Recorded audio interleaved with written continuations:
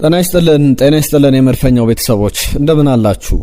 ከሳምንቱ መጨረሻ ከማንቸስተር ሲቲ እና ከአርሰናል መርሃ ግብር አስቀድሞ ትልቁ ጨዋታ ከመደረጉም በፊት እየተነሱ ያሉ ጉዳዮችን ልንነግራችሁ ተገናኝተናል። አብራችሁን ቆዩ። ሀሳብ አስተያየቶቻችሁን ጻፉልን። በርከት ያሉ ጉዳዮችን እናነሳለን። ስለ አርሰናልና ስለ ማንቸስተር ሲቲ ጨዋታ እንዲሁም ደግሞ ሌሎች ነጥቦችንም እየነገርናችሁ እንቆያለን። ዝውውሮችንም በስፋት አካተናል። በዛሬ ቆይታ አርሰናል ቤት የቡካዮ ሳካ፣ የጁሪን ቲምበር፣ የማርቲን ኦዴጋርድ፣ የሪካርዶ ካላፊዮሪ የጉዳት ዜና፣ የማንቸስተር ሲቲ እና አርሰናል የነገ ጨዋታ የበለጠ ትኩረት ተሰጥቶት እየተነሳ ያለ ጉዳይ ነው። ጥቂት ነጥቦችን እናነሳበታለን። አርሰናል አንድ ተጫዋች ጀርሚ ቦጋ የተባለ ወጣት በጣም ታዳጊ ተጫዋች ለማስፈረም እንቅስቃሴ ላይ ይገኛል። የዚህ ተጫዋች ዝውውርን ምን ይመስላል? ሌላ ተከላካይ ደግሞ አንደኛው ከኮሞ አንደኛው ደግሞ ከፓልሜራስ ሊመጡ ይችላሉ እየተባሉ ያሉ ስሞች አሉ። እነዚህንም ዝውውሮች ያነሳን እንቆያለን። ሌሎችንም አጫጭር ጉዳዮች አካተናል። በቀጥታ ወደ ጉዳያችን ነው የምናልፈው። ከዛ አስቀድሜ ትናንትና 1-2-3 መልእክቶች መጥተውልናል። በተለይ በአውሮፓ ቻምፒየንስ ሊግ ላይ አርሰናል ማን ነው ማግኘት ያለበት የሚል ጥያቄ አቅርቤ ነበር። ከአትሌቲኮ ማድሪድ ካለፈ በኋላ አትሌቲኮ ማድሪድ ቀላል ጨዋታ ይሆናል ተብሎ አይጠበቅም። ነገር ግን በደርሶ መልስ አርሰናል ያንን ጨዋታ ለማለፍ ነው ወደ ቀጣዩ ዙር ለመቀላቀል በጣም ኬፓብል ነው። ስለዚህ በቀጣይ በፋይናሉ ማንን አርሰናል ቢያገኝ ተመርጣላችሁ የሚል ጥያቄዎችን አቅርበን ነበር። እናንተ ምላሾቻችሁን ልካችሁልናል። ጥቂት የተመረጡ ነጥቦችን እናነሳለን። አርሰናልና ባየር ሙኒክ፣ አርሰናልና ፓሪስ ሳን ዠርመን በፍጻሜው ቢገናኙ የትኛው የተሻለ ነው የሚለውን ስናነሳ ነበረ። ለምሳሌ ዮሱፍ ሙሐመድ የጻፈልን መልእክት አለ። ከባየር ሙኒክ ቢገናኙ ደስ ይለኛል ብሎናል። ከዛ በተጨማሪም ቶፊቅ ዮኬሬሽ ደግሞ ያነሳቸው ሀሳቦች አሉ። ከፓሪስ ሳን ዠርመን ጋር መገናኘት አለበት፣ ፓሪስ ሳን ዠርመንን መበቀል ያለበት አርሰናል የሚል ሀሳቡን አካፍሎናል። ቶፊቅ ዮኬሬሽ ከልብ እናመሰግናለን።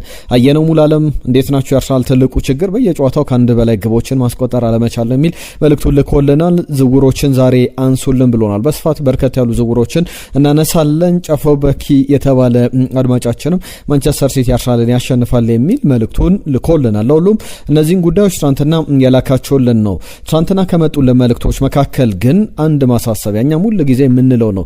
የቻናል እንግዲህ እንደምንፈልገው በጣም እያደገ አይደለም፣ ወይም ደግሞ ለምሳሌ 20 ሺህ እንኳን መግባት አልቻልንም። በቅርብ ጊዜያት 19 ሺህ ከሞላን በኋላ 19900 ሰብስክራይበር ላይ ቆመናል። ያለናንተ ተሳትፎ፣ ያለናንተ ላይኮች፣ ያለናንተ መልእክቶች ቻናላችን ብዙ አያድግምና እናንተን ተሳትፎ እንፈልጋለን። አርሰናል ብቻ የሚነሳበት የአርሰናል ጉዳዮች ብቻ የሚነገሩበት ነው። ለምሳሌ ትናንትና በሰራነው ቪዲዮ ላይ ከተነሱ ከመጡ መልእክቶች መካከል ቶፊቅ ዮኬሬሽ ይህንን መልእክት አድርስልኝ ብሏል። ለአድማጮች ካነሳቸው ጉዳዮች መካከል የቻናል የአርሰናል ቻናል ነው፣ የጋራ የኛ ቻናል ነውና ላይክ ሰው ስለማያደርግ ያናደኛል እና ይህን መልእክት አደርስልን፣ ቻናሉን በጋራ እናሳድግ የሚል መልእክቱን ልኮልናል ቶፊቅ ዮኬሬሽ። ከልብ እናመሰግናለን። ሁላችሁም ላይክ እያደረጋችሁ ጀምሩ። ሼር፣ ላይክ፣ ሰብስክራይበር ለአርሰናል ቤተሰቦች አጋሩልን። እንደምንፈልገው ቻናላችን እያደገ አይደለም። ለሁሉም የአርሰናልና የቻምፒየንስ ሊግ ጉዞን የተመለከቱ ነጥቦችን እያነሳው ነበረ። ሚኬል አርቴታን በተመለከተ ጥቂት ነጥቦችን አነሳለሁ። በቻምፒየንስ ሊግ ዙሪያ ብቻ የሚነሱ ሌሎችንም ጉዳዮች ግን የተካተቱበት ሀሳቦችን እየነገርኳችሁ ቆያለሁ። ነገር ግን ከዛ አስቀድሞ በቻምፒየንስ ሊግ ፍጻሜ ማንን ማግኘት አለበት በሚለው ላይ ማርቲን ኮይን የአርሰናል የልብ ደጋፊ ማለት ይቻላል አሁን ላይ በጣም በትንታኔ በቲኤንቲ ስፖርት በተለያዩ የቻምፒየንስ ሊግ ጨዋታዎች የፕሪሚየር ሊግ መርሃ ግብሮች ላይ አርሰናልን ወክሎ የቆመ ሰው ነው ማለት ይቻላል። ፓሪስ ሳን ዠርመን ወይስ ደግሞ ባየር ሙኒክ አርሰናል በፍጻሜው በቻምፒየንስ ሊግ ላይ ቢገናኝ የሚለውን ጥያቄ ለሱም ቀርቦለት ነበር። እኔ ለእናንተ እንዳቀረብኩት አይነት ጥያቄ ማርቲን ኮይን ምንድን ነው ያለው? ፓሪስ ሳን ዠርመን በጣም ፍጥነታቸው ሪዲክለስ ነው፣ በጣም የማይታመን ነው፣ ከባድ ቡድን ነው። እኔ የምመርጠው ቡድን ባየር ሙኒክ ነው ብሏል። በፍጻሜው አርሰናል ከባየር ሙኒክ ፋይናሉ ላይ ቢገናኙ የተሻለ ይመስለኛል አርሰናል የሚል ሀሳቡን ያስቀምጣል። እናንተስ ምን ትላላችሁ? እንደ ማርቲን ኮይን ወይስ ደግሞ ሌሎች ሀሳቦች ታነሳላችሁ? ስለ ቻምፒየንስ ሊግ ስናነሳ በጣም ተጠባቂ ጨዋታ ነው። እሱም በስፋት ወደፊት እናነሷለን። በ10-13 ቀን በኋላ የሚደረግ ጨዋታ ነው። አሰልጣኝ ሚኬል አርቴታ በእንግሊዝ ፕሪሚየር ሊግ ቲሞችን ካሰለጠኑ አሰልጣኞች በተከታታይ በቻምፒየንስ ሊግ ሰሚ ፋይናል ላይ በተከታታይ ዓመታት ለ2 ዓመት በመገኘት ቀዳሚው አሰልጣኞች መካከል የሚቀመጡ ሆኗል። 5 አሰልጣኞች አሉ። ሰር አሌክስ ፈርጉሰን ከ2006-2007 የውድድር ዘመን አንስተው እስከ 2008-2009 የውድድር ዘመን በ3 ተከታታይ ዓመታት ቻምፒየንስ ሊግ ሰሚ ፋይናል ላይ ማንቸስተር ዩናይትድን ይዘው ተገኝቷል። ፔፕ ጋርዲዮላ 2020-21 ጀምሮ 2022-23 ድረስ 3 ተከታታይ ዓመታትን ከዛ በኋላ ራፋ ቤኒቴዝ፣ የርገን ክሎፕ፣ ሚኬል አርቴታ 2 ጊዜ ያሳኩ ናቸውና ሚኬል አርቴታ አሁንም በቀጣይ ዓመትም ይህንን ነገር ሊያሳካ ይችላል። ሰሚፋይናል ላይ ዳግም የሚገኝ ከሆነ የሚጠበቅ ነው። ብዙ ማለት ይቻላል ስለ አውሮፓ ቻምፒየንስ ሊግ። ከአርሰናል ጋር በተያዘ የሳምንቱ መጨረሻ ጨዋታ ብዙ ሊባልበት የሚችል ጉዳይ ነው። አሰልጣኝ ሚኬል አርቴታን በተመለከተ በተለይ በቅርቡ በሰጣቸው ጋዜጣዊ መግለጫዎች ላይ እኔ በጣም አሞን ፋየር ሲል ነበረ። በጣም ተነሳሽነት ትልቅ ነው ሲል ይህን ነገር ሀሳብ ሲያካፍል ነበረ። ገነር ብሎግ እንዲሁም ደግሞ ዚ አትሌቲክ ይህ ምን ማለት ነው ብለው ሰፊ ዘገባዎችን ሰፊ ትንታኔዎችን ይዘው ወጥተዋል። ኦን ፋየር ሲል አርሰናል እንግዲህ በአርሰናል ምንም አይነት ፍራች የለም። አሁን እያለ ነው ፋየር ነው ወይም ደግሞ ሳትን መገለጫ አድርጎ አንድ ሜታፎር ሲናገር ነበረ። ይህ አባባል በቀጥታ የሚገናኘው ከምን ጋር ነው ብለን እንመልከት እስቲ። አርሰናል ከቻምፒየንስ ሊግ የስፖርቲንግ ሊዝበን ኳርተር ፋይናል የመልሱ ጨዋታ አስቀድሞ ወደ ሰሚፋይናል ለማለፍ ወሳኙን ጨዋታ ከማከናወኑ በፊት በለንደን ኮሎኒ የልምምድ ማዕከል በልምምድ ግራውንዱ ላይ እሳት እንዲነድ ሲያደርግ ነበርና በቃል ብቻ አይደለም በተግባርም ሚኬል አርቴታ ያንን ሲያሳይ ነበረ። የሜታፎር ብዙ ነገር ይገልጻል። ሚኬል አርቴታ ብዙ ጊዜ ለምሳሌ 2022-23 የውድድር ዘመን ላይ አርሰናል በጣም ተቃርቦ ፕሪሚየር ሊጉን ያጣበት ዓመት እንደነበረ እናስታውሳለን። በወቅቱ አሰልጣኝ ሚኬል አርቴታ ራሱን ተወቃሽ ነበር ያደረገው። ፌል ማድረጋችን አርሰናል በዛ ደረጃ ዋንጫውን አለማሳካቱ የአርሰናል ችግር ነው ብሎ አምኖ ነበር። የአርሰናል ችግር ሳይሆን የኔ ችግር ነው ብሎ አምኖ ነበርና ብዙ ጊዜ ንግግሮችን ሲያደርግ ብዙ መልቲሊንጓል ብዙ ቋንቋዎችን የሚናገሩ ተጫዋቾች አሉና ኢማጂነሪ ሲምቦሊዝምን በደንብ ይጠቀማል። ብዙ ሲምቦሎችን ከዚህ በፊት ምስሎችን ሲያሳይ ተመልክተ ነው እናውቃለን። የዚህ የወልቮችን ወይም ደግሞ የዚህ የተክላዎችን የዱር ተክላዎችን በምስሎች ላይ ያሳየ መንጋቸውን እንግዲህ እንስሳቶችን አድነው ሲበሉ እንደዚህ ነው መጫወት ያለብን ብሎ ንግግር ሲያደርግ ተመልክተ ነው እናውቃለን። ከዛ በተጨማሪም ሌሎችም ሊገለጹ የሚችሉ የሱ ሜታፎሮች ምሳሌዎች አሉ። አንደኛው አምፖል ይዞ ንግግር ሲያደርግ ከዚህ በፊት ተመልክተ ነው እናውቃለን። የሲምቦሊዝም እንደዚህ መብራት አለባችሁ አይነት አስተያየቱን ለአርሰናል ተጫዋቾች ሲናገሩ ነበር። በያዝነው የውድድር ዘመን በቻምፒየንስ ሊግ ላይ በ16ቱ ጥሎ ማለፍ ላይ ከሌቨርኩሰን ጋር አርሰናል ሲጫወትም የሌቨርኩሰን አድሚኖች በአርሰናል ጨዋታ ላይ ወደ ሌቨርኩሰን ወደ ባያሬና ሲጓዝ ያንን አድርገው ነበረ። ወይም የተለያዩ ሶኬቶችን ሲያጠፉ መብራቶችን ሲያጠፉ ሚኬል አርቴታን በዚህ መንገድ እንቆጣጠራለን ብለው ለፈን ለቀልድ ያደረጉት ነው። ነገር ግን የሚኬል አርቴታን የመልበሻ ቤት ንግግሮች ሊገልጹ የሚችሉ ናቸው። እናንተ ምን ታስባላችሁ? ከማንቸስተር ሲቲ ጨዋታ አስቀድሞ ጨዋታው ከመጀመሩ በፊት ሚኬል አርቴታ ለአርሰናል ተጫዋቾች ምን አይነት ንግግር ማድረግ አለበት ትብላችሁ ታስባላችሁ? ሀሳብ አስተያየቶቻችሁን ጻፉልን። እንዴት ነው ማነቃቃት ያለበት? አሁን ቡድኑ አልተነቃቃም እያልኩ ሳይሆን የሚቀሩ ነገሮች እንዳሉ በስፖርቲንግ ሊዝበን ጨዋታ ላይ ተመልክተናል። የተሻሻሉ ነገሮች አሉ። ስለዚህ ጨዋታ ስለ ማንቸስተር ሲቲም መርሃ ግብር ጥቂት ነጥቦችን አነሳለሁ። ቲየሪ ዳንኤል ኦንሪ በዚህ ጉዳይ ላይ አንድ ሀሳብ ይሰጣል። እኔ በተለይ ደግሞ አርሰናል ከማንቸስተር ሲቲ ጋር እንዲጫወት የምፈልገው ከስፖርቲንግ ሊዝበን ጋር እንደተጫወተው አይደለም፣ ከቦርመዝ ጋር እንደተጫወተው አይደለም፣ ከማንስፊልድ ጋር እንደነበረው መርሃ ግብር አይደለም። የሲዝኑ ትልቅ ቻንስ ነው፣ ቢገስት ቻንስ ነው። በላይፋቸው ፕሩቭ ማድረግ ያለባቸው እንችላለን አንችልም፣ ይችላሉ አይችሉም የሚባለው ነገር ለማስቀረት የሚችሉበት አጋጣሚ ያ ነውና ያንን ማድረግ ከቻሉ ሰዎች ማውራት ያቆማሉ። ከዛ በኋላ አንድም ሰው ሲያወራ አትሰሙም የሚል አስተያየቱን ይናገራልና እኔ ፐርሰናሊ አምናለሁ። ነገር ግን አርሰናል እንደሚያሸንፍ በማሸነፍ ዋንጫው እንደሚያሳካው አምናለሁ። ነገር ግን እኔ እዚህ በቴሌቪዥን ስክሪን ላይ ተንታኝ ሆኜ እየሰራው መናገሬ ወይም ማመኔ ምንም ጥቅም የለውም። ምንም ለቡድኑ ላደርግ የሚችለው አስተዋጽኦ የለም። ስለ ፋየር ሰምቻለሁ። እሳት ብዙ እየተባለ ይገኛል። ሚኬል አርቴታም አሞን ፋየር ሲል ሰምቻለሁ። እኔ አሁን የምፈልገው ያንን ፋየር በኤታድ ስቴዲየም ያንን ነበልባል ያንን እሳት በኤታድ ስቴዲየም መመልከት ነው የሚል በጣም ጠንካራ ቃላቶችን ተጠቅሞ ስለ ሚኬል አርቴታ ስለ ጨዋታው ያነሳቸው ነጥቦች አሉ። የአርሰናልና ስፖርቲንግ ሊዝበን ጨዋታ በጥሩ መንገድ የአርሰናል የሆነ አይነት ፍሌሮችን የሆነ አይነት ካራክተሮችን መለስ ብለን የተመለከትንበት ነው። ብሉፕሪንት መሆን ይችላል ለማንቸስተር ሲቲ ጨዋታ ሰክሰስ መነሻ ነጥብ ሆኖ ልንመለከተው እንችላለን። እንደምታውቁት ከስፖርቲንግ ሊዝበን ጋር ከነበረው ጨዋታ መጠናቀቅ በኋላ አርሰናል አልፏል ወደ ሰሚ ፋይናል። በተከታታይ ለ2 ዓመታት ያለፈ ቡድን ግን አይመስልም ነበር። ዴክላን ራይስ ፈዞ ተመልክተነዋል።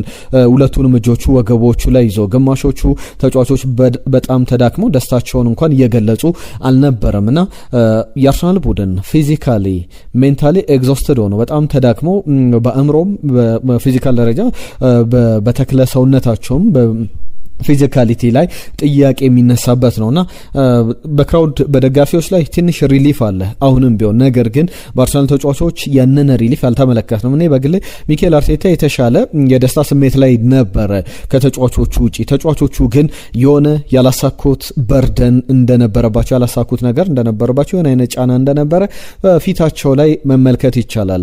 ትልቁ የሲዝኑ እንግዲህ በክብደት ደረጃ ብንመዝነው የሲዝኑ ከባዱ ጨዋታ በአስፈላጊነትም ብንመዝነው የሲዝኑ አስፈላጊ ጨዋታ ማንቸስተር ሲቲ ከአርሰናል ያከናውኑታል። 12 ሰዓት ከ30 ሲል ይጀምራል ነገ ምሽት በኤታድ ስቴዲየም። በዚህ ጨዋታ ዙሪያ አሰልጣኝ ሚኬል አርቴታ፣ ፔፕ ጋርዲዮላ፣ አንቷን ሴሜኒዮ አይነት ተጫዋቾችም ጭምር ሃርሊንግ ብራውት ሃላንድ የሰጧቸው አስተያየቶች አሉ። አነጋጋሪ የተባሉትን ጉዳዮች ብቻ አነሳላችኋለሁ። በዚህ ጨዋታ ዙሪያ ግን ሊነሳ የሚገባው ጉዳይ ቡካዮ ሳካ ከጨዋታው ውጪ መሆኑ አሁን ተረጋግጧል።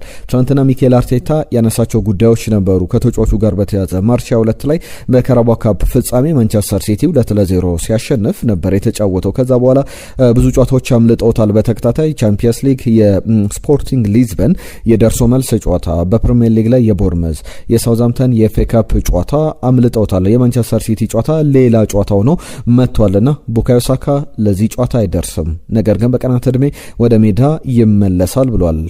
በጣም ጥሩ ዜና አይደለም ለአርሰናል በተለይ በዚህ አስፈላጊ ጨዋታ ላይ። የኖኒ ማዱዌኬ ጉዳይ ገና አልለየለትም። ኖኒ ማዱዌኬ ሌሎችም ተጫዋቾችን አንስቷል ሚኬል አርቴታ። ቲምበር፣ ሪካርዶ ካላፊዮሪ፣ ኦዴጋርድንም በተመለከተ ዛሬ ከእሁዱ ጨዋታ አስቀድሞ ልምምድ አለን። ስለዚህ በዛሬው በቅዳሜው ልምምድ ላይ እንመለከታቸዋለን፣ የመጨረሻ ውሳኔም እንወስናለን የሚል ነገር አንስቷልና በሲዝኑ ከዛ በተጨማሪም በጣም ኢምፖርታንት የሚባለው ጨዋታ ነው የማንቸስተር ሲቲ ባንታ አሰልጣኝነት የማንቸስተር ሲቲ ጨዋታ ትልቁ መርሃ ግብር ነው ወይ አስፈላጊው ጨዋታ ነው ወይ ተብሎ ተጠይቆ ነበረ።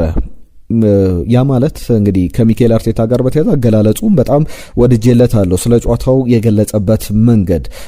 አሁን የጨዋታ በጣም አስፈላጊው ጨዋታ ነው ምክንያቱም ቀጣዩ ጨዋታ እሱ ስለሆነ የሚል በጣም የሚያስገርም አስተያየት ሰጥቷል። ምክንያቱም ብዙ ጊዜ ሚኬል አርቴታ ቀጣዩ ጨዋታ ለኛ በጣም አስፈላጊ ጨዋታችን ነው ይላል። ከዛ በኋላ የቀጣዩን ጨዋታ ስናልፍ ስለ ቀጣዩ ጨዋታ እናስባለን።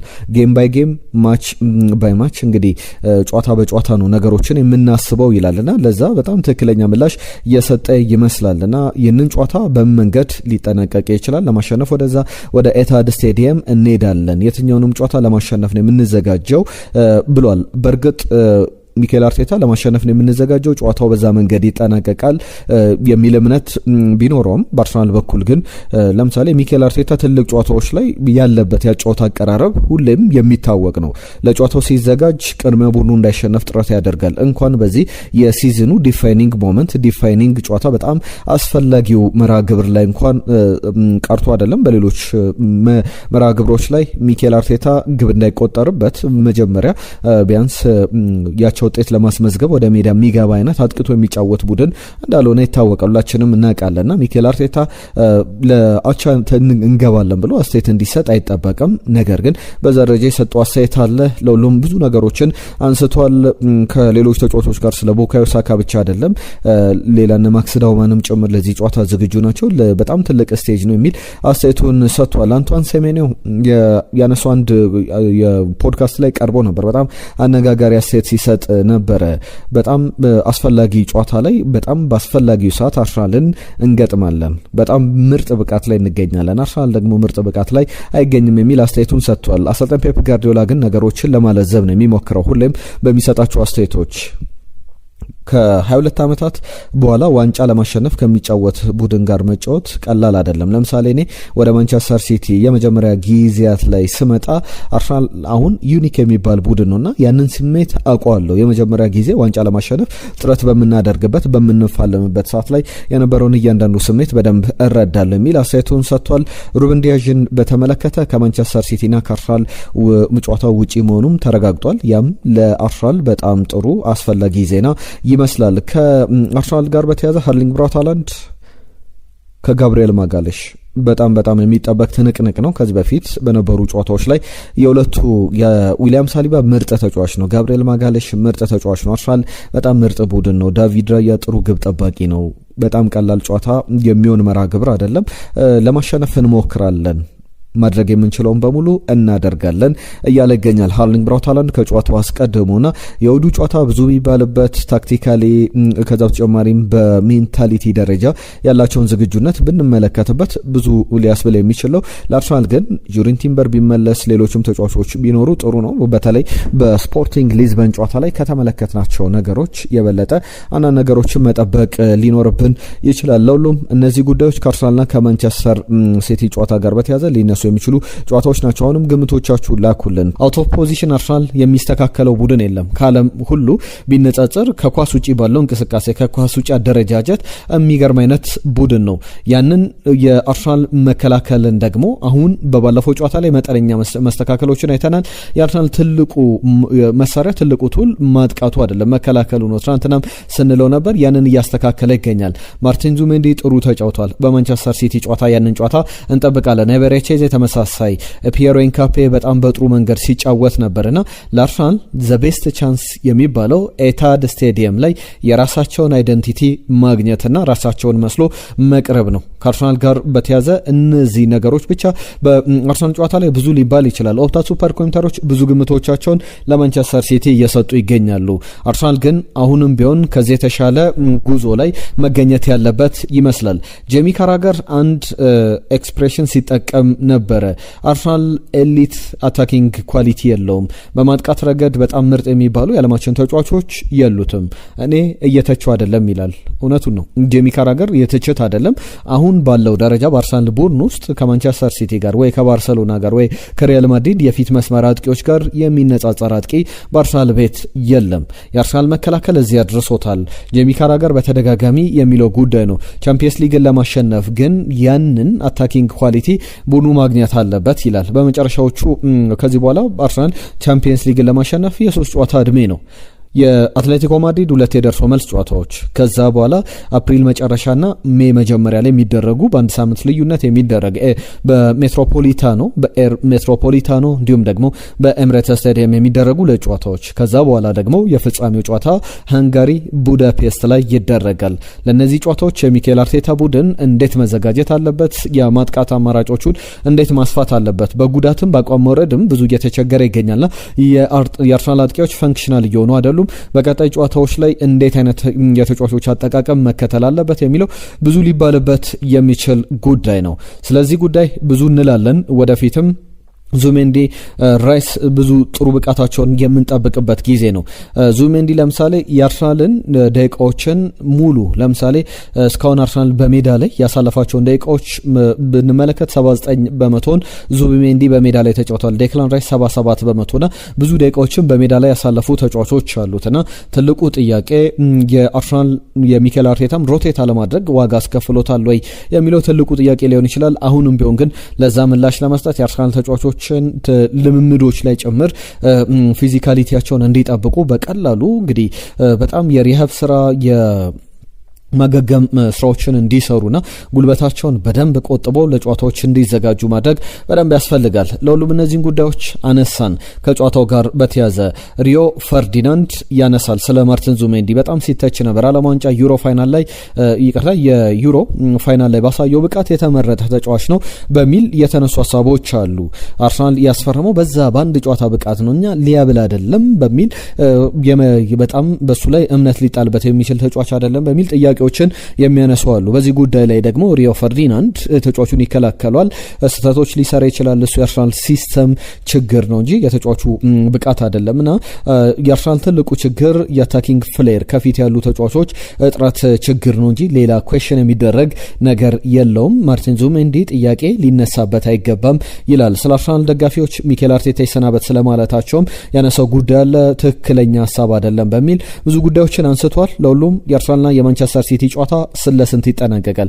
ግምት፣ ሀሳብ፣ አስተያየቶቻችሁን እንቀበላለን። ትናንትና ከመጡ ለመልእክቶች መካከል ማንቸስተር ሲቲ ያሸንፋል ያለን አድማጫችን አለ። እናንተስ ምን ትላላችሁ? አርሰናል በዚህ ጨዋታ ላይ 35.8 በመቶ የማሸነፍ ቅድሚያ ግምት አግኝቷል። 37.7 ደግሞ ማንቸስተር ሲቲ ነው።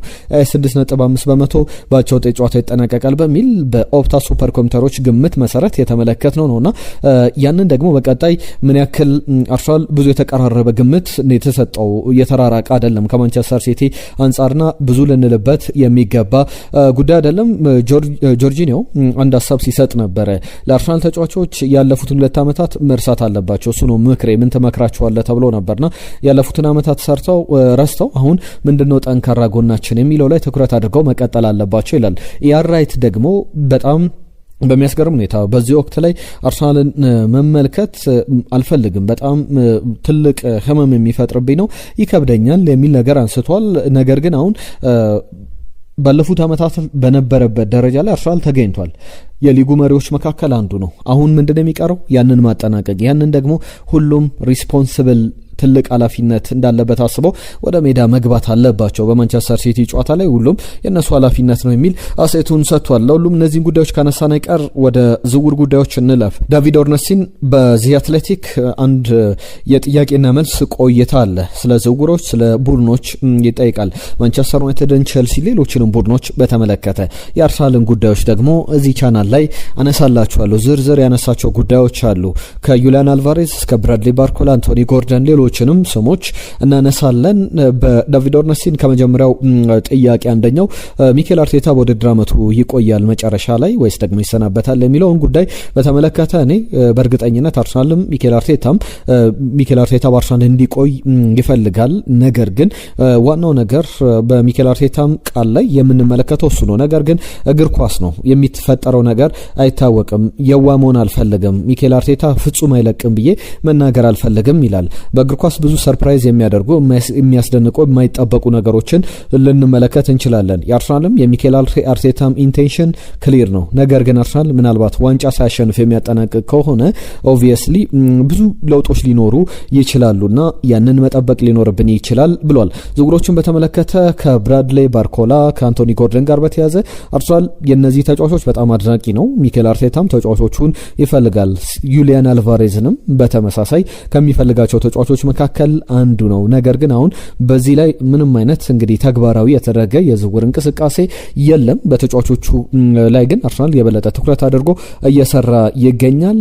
ብዙ ትልልቅ ዝውውሮችን አከናውናል። በክረምቱ ከ250 ሚሊዮን ፓውንድ በላይ ወጪ ማድረጉ ይታወቃል። ቪክቶር ዮኬሬሽ፣ ኤበሬቺዜ ሌሎችም ዝውውሮች ተከናውኗልና አሁን በአርሰናል ቤት ሌላ ዝውውር የምንጠብቅበት ጊዜ ነው ወይስ ደግሞ ተጫዋቾችን መሸጥ አለበት በሚለውም ላይ ጥያቄ ቀርቦለት ነበረ። ሊሸጡ የሚችሉ ስሞች አሉ። በተለይ ደግሞ ጋብሪኤል ማርቲኔሊ፣ ጋብሪኤል ጄሱስ ከኤቨርስ ከአርሰናል ሊለቁ የሚችሉ ተጫዋቾች ናቸው የሚል እምነት አለው። በተለይ ጋብሪኤል ጄሱስ እና ጋብሪኤል ማርቲኔሊ ሊለቁ ይችላሉ። ኤታን ንዋኔሪ፣ ሉዊስ ስኬሊ ስማቸው ይነሳል።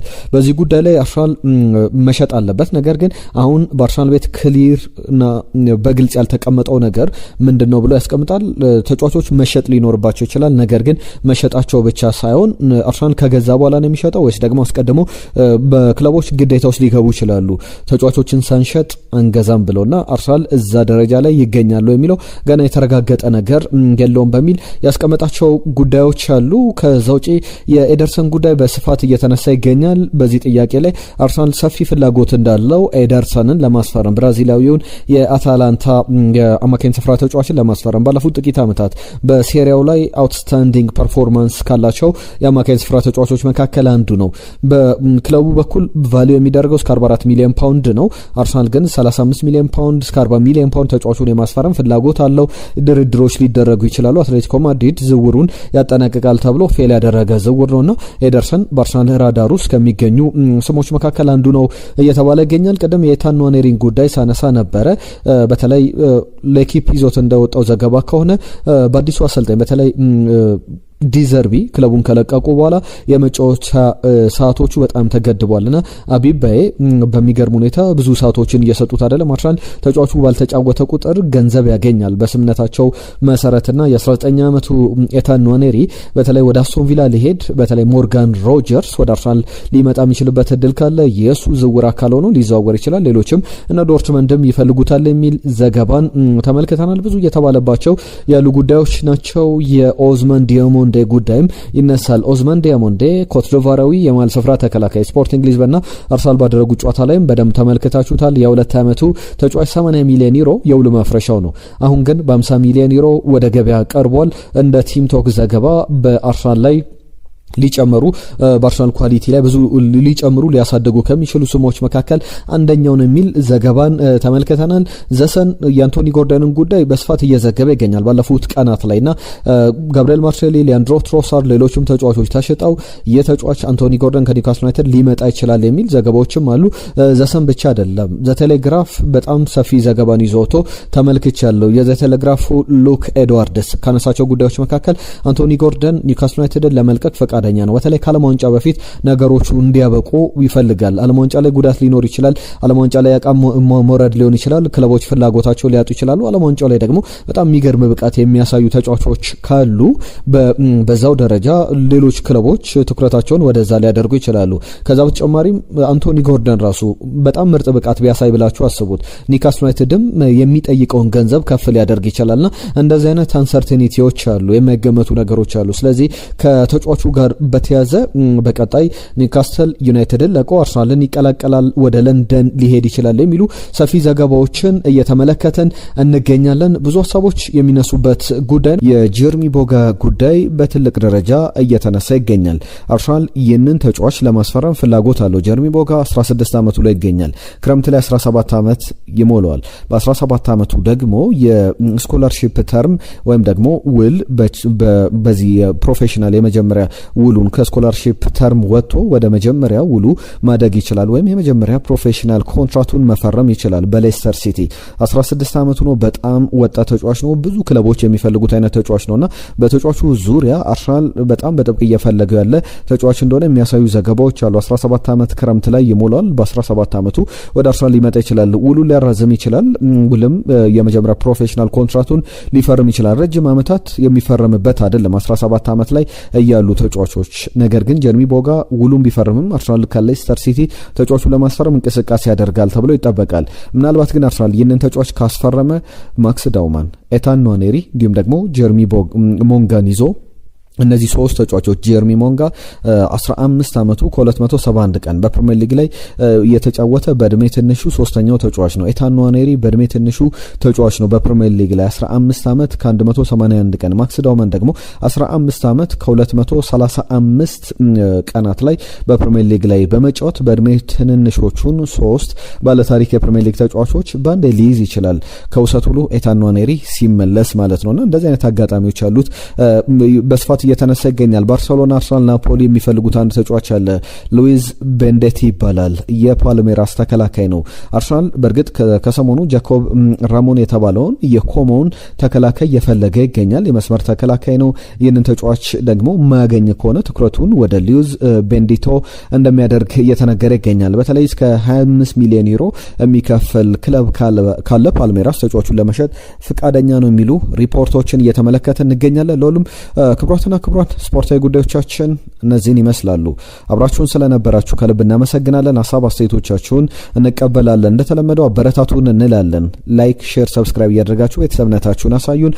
በፖስት ማች አዳዲስ ጉዳዮችን ይዘን እንመለሳለን። የዛሬን እዚህ ላይ ያበቃን። ጤና ይስጥልን።